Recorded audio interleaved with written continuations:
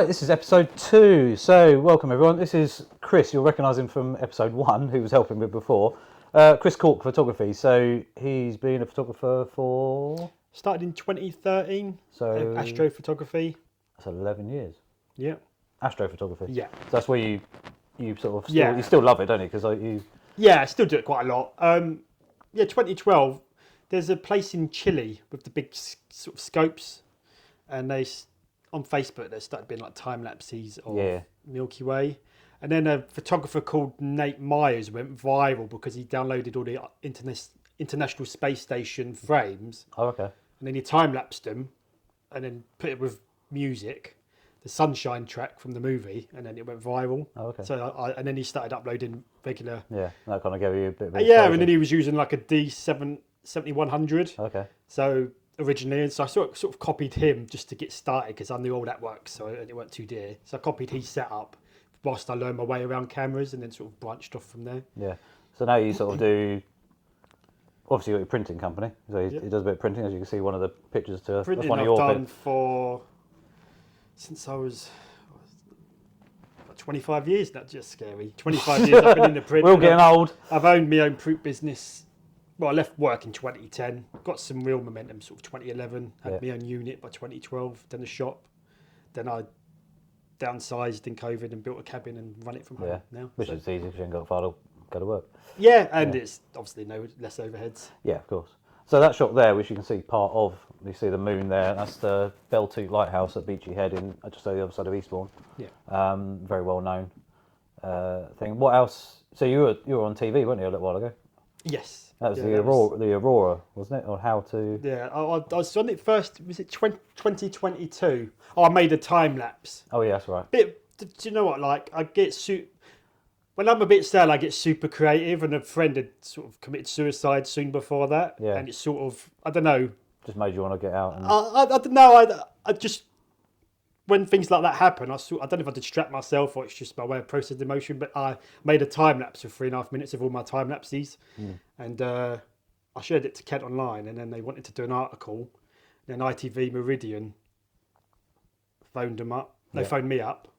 Yeah. And they said, can we use a few second clips for the morning weather? Yeah.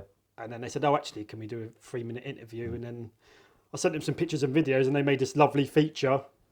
Then I had a second feature recently, which was all right, but they didn't even spell my name right. So I was like, I'm going to be on TV again. And Chris Cook, no, Chris Cool. I must have been trolling me that time. But yeah. Something like that, yeah. But then what was it? Was it any publicity is good publicity? Yeah, exactly, yeah. So I had to quickly shoehorn the word cook on my website. In case anyone searched, How funny. So, obviously, astrophotography, which we've been out and done bits and pieces, haven't we, in the past. Portraiture. Yeah. Love a bit of that. I got quite obsessed, well, not obsessed, but I all the bokeh shots when I first started, I was like, oh wow, I want to do that. So buying all it really pulls the subject out, doesn't it? So, fast aperture, and I think from my love for movies, it's I sort of have pictures in my brain how to frame things, but I think it all comes from when I watched so many movies as a child. So I sort of don't just take a shot. I'm sort of a bit like, what's the kind of story here? Is there a story to the picture? Yeah, that's the thing. That's one thing people don't understand, is that when you're as a photographer or even a videographer, you're trying to tell a story, aren't you, with your images or whatever you're trying to create. Yeah. So you're trying to portray something. Or provoke an emotion. Yeah. And show, if it's a person, their character, their personality, and all that sort of stuff coming out in one image is quite an art at the end of the day to do. You see so many pictures out there that, and we've all taken them as we start, that the photos don't really have any life in them, and they haven't really got the personality in there. And sometimes you get a model who doesn't want to show their personality at all, do they? You kind of end up with a very dead shoot, and you've probably experienced it. Yeah. So having a really bubbly, lovely model of some sort, male, female, whatever, can really help the shoot as well, especially if they've got ideas as well, and they all, everyone works together, and it really becomes quite a good thing, doesn't it? It helps to go into the shoot with a loose plan, doesn't it? Yeah, ideally. Or just that but kind most of, what do I want to achieve from they this evolve, shoot? don't they, through the time? Yeah. So you start off with one idea, and then eventually you end up with 20 or 30 ideas that are, have evolved from there. So cameras wise, so you started off with a Nikon. Yep, a D7100. Yeah. I think it had like an 18 to 100 or 18 to 100 3.5 So kit lens or kit some lens. Yeah, but it done the job. Did what you needed to do to Yeah, start off with. it was okay at high ISO. It's probably at the time the best cropped sensor, but I transitioned to full frame within a year. Yeah. So I think if I was advising someone now, I'd just go straight to full frame. Yeah, I mean it's cheaper in the long run if you are, but you depending can on what pick you up- want. At the end of the day, Yeah. if you want to go small and light, obviously a smaller sensor, smaller lenses. Yeah. Generally. Mine was more because it was a bit cheaper, but I think the price difference is not worth the hassle. Because when I got into photography, I was like, is it going to be another 5-minute wonder? Yeah. But I'm like obsessed now. Yeah. I That's live the and thing. breathe it. That's the thing. So if you are thinking, in my previous episode, I was talking about where do we start and recommendations. So if you were going to start now again, what Yeah. would you go for and how would you start? So if you were going to, say if you hadn't started already and you just think, right, what would you do now? I would What would you do probably- differently, maybe? If I was starting now, I'd probably set myself like a 500 quid budget and get like a full frame that's moderate. Yeah. They don't have to be perfect. Just I was watching a video the other day really, and it's just so true. Like the margins are quite small. Like you need to learn how to shoot because that's 10 times better than the best camera. Yeah. You could buy like The knowledge of using. you could spend 50 grand on the camera, and if you don't know how to use it or you don't have an eye for it, Yeah, it's a waste of money. then it's not going to. So get learning the basics and learning how to. I always think so. You see lots and lots of questions online. So you see them on Facebook every day, and you'll see lots and lots of people asking questions, and you're thinking, stop asking questions. I know we've all got to ask questions, but at the same time, people seem to be scared today of getting out there and trying for themselves. Yeah, just get out. They want to know they want to know the answer to the question before they've even had a go. And I think, like you say, we were an era where it was film, but even the early digital stuff, you still had to really, put a bit of effort in to actually get the shots you wanted. Where today, obviously, it is a bit easier, but the technology is still the same, as in the light still works the same way. Yeah. Your shutter speed, your aperture, and everything is all the same. Ways around. You still need to be able to learn, exposure triangle and stuff like that. And Yeah. I think to get to a point where your knowledge gets to a point where you do it automatically. You're not thinking as much. Well, not consciously thinking about, what settings do I need? You know what settings you need to do that shot. And when you get to that level, that's when you think, right, now I can start progressing with the kit. Yeah.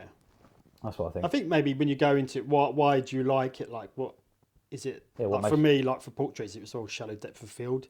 So the first thing I learnt was about aperture Yeah, shallow. yeah. I didn't try and do to be honest, I've always been told I'm like a duck to water if it's like something I really want to do. I get obsessed with it. Yeah. But generally, you want to start. You don't want to do ISO, exposure, aperture, all at the same time. Maybe start with aperture, how that works, Aperture's the easier one to start Yeah. with and learn from, I would say. and then you can gradually Yeah. move. Because the way I sort of taught myself because I'm self-taught, obviously. Aperture has the biggest difference on your photos, does it? Well, and how it also I appears, think depth of it's a field. learning curve as well, because if you go too wide open and it is too shallow, your image can look crap.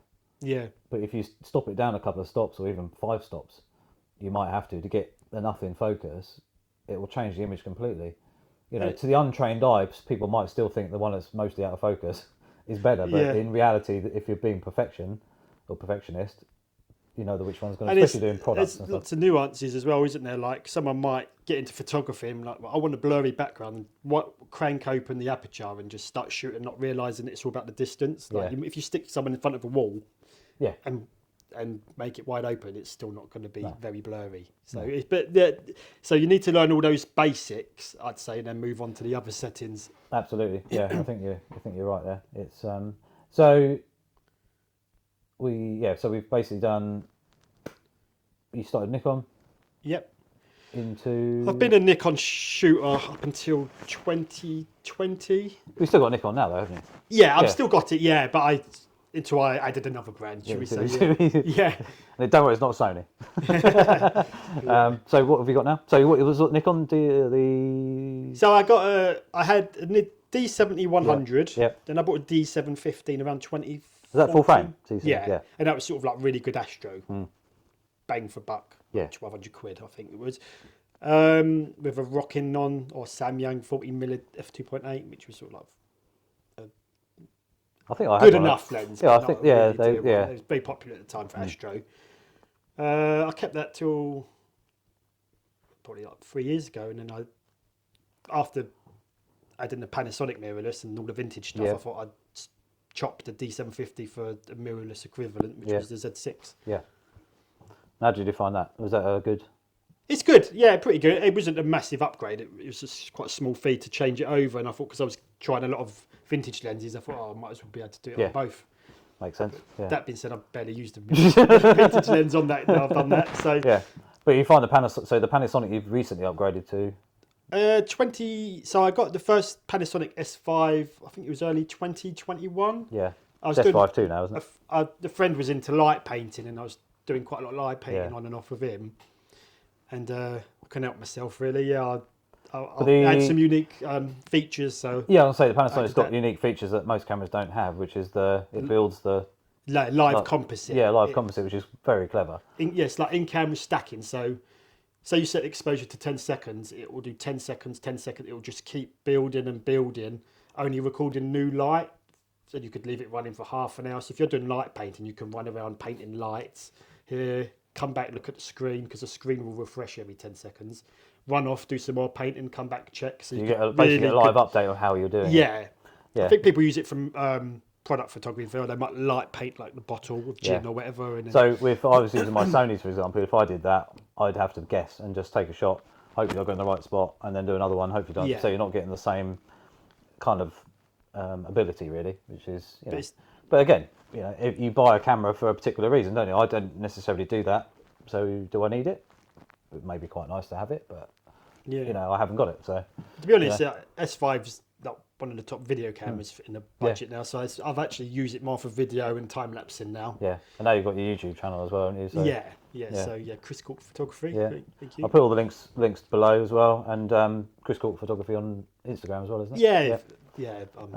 And what's your printing company called? Mango Print. Mango Print. So we'll put all the links. So if you're I spend all day making fancy cards when I'm not shooting with coloured edges and Yeah. foil. yeah, so that's really interesting. So any updates for 2025? You got any ideas for buying new kits or anything you quite like, maybe? Or should we say One of my Santa might bring you something at Christmas? One of my favourite photographers was using a Hasselblad for a portrait shoot about a month ago. And then I went down the whole medium format rabbit hole, and Hasselblad's out of reach, but the Fujifilm uses a very similar sensor, and that is within reach. So I'm a bit obsessed with that now. So I may be chopping in all the Z6, all the Nikon kit. Yeah, I'll tell you something I didn't say actually in the last video, which I was going to say. Before I bought the A1, basically I had the A7R4 from Sony, which was fantastic resolution. Image quality was a bit special. It's got a certain look to it, and it's kind of bordering medium format, but not. It's very strange because the resolution is so high. Like a nice gradients. In the colours, yeah, and the colouring and everything is very it's fantastic. But I had a huge problem with it on the 200 or 600. It just soft focus all the time, wouldn't lock onto subjects, and I tried so many different things. Another photographer called Nick, a friend of mine, he's down Southampton way, came up, brought his one up. We did loads of videos that I did on YouTube already about it, and I was like, right, stuff this, I'm going to get rid of it. And I almost ditched Sony completely and almost went the Fuji medium format, but it didn't. Went the A1 instead. So for me, that was more of a suitable product. Yeah. And that's been flawless. Yeah, I ever think since. if I only had one camera, I Yeah. probably wouldn't have a Fuji because it's not the quickest at focusing. No. But as a second camera with that extra bit of, like I've got a wedding coming up in January to shoot, and I'll Yeah. be using the Panasonic for 70%. And if I've got the Fuji by then, Yeah. that'll be the sort of Yeah, if not, it'll be money a shots. if not, it'll be a Nikon, won't it? Yeah, yeah, well, Whichever you decide you've got. Yeah. But I think so. For you as a photographer, if you take away obviously the composite part we've talked about, you know, the time lapse or whatever, not time lapse, multi-shot, light painting and stuff. Yeah, live composite stacking. live composite stacking. If you take away that as an option, what other options you like about the Panasonic? Like, what is there something in there that you really It's just like? It does. It's got a nice balance of dials and Like touch the screen. feel of it and everything. Yeah, like it's got a dial on the left which will shoot from normal shooting to burst to time lapse to timer. Yeah. It's got that, what's the word for it? You know, when you physically input in, you're not going through menus, touch Yeah. Oh screen. yeah. Well, it's just quick. Yeah, the Nikon. I mean, to be honest, once you get used to the camera, It's like any, you it's can like do any camera if anything, you set it up as well as you can. I just like the way it feels. And Yeah, now that they've got you've got used to Sony it. style autofocus, Yeah. I'll stick with it because I've invested in it now. Yeah. And Well, I mean, that camera didn't come out that long ago, did it? The S5 II. yeah, so that I've got the S5 II now, which Yeah. came out about a year and a half ago. But the first S5 didn't only had sort of contrast detect Yeah. autofocus, but now they've upgraded the focus to Sony style. Yeah. So it's pretty, it locks on well, and it's good enough for the amount of nature I do. Probably not as quick as Well, that. because we went out a while ago, didn't we, with Terry? Yeah, We had a it does little the wander job. around the Rye harbour area, didn't we, with the wildlife, and yeah, that was quite a cool morning. But yeah, no, that's cool. Anything you'd like to add? Can you think of anything that you may have learned, or something you could maybe help anybody out there with, a bit of advice, or Just get out and shoot, really. probably the best way? Yeah. Yeah. To Yeah. cut in another question. I think we need one more question. Yeah. Don't we? Cut this bit out, obviously. Yeah. Well, no, you can add that. Get out and shoot. Yeah. Wow.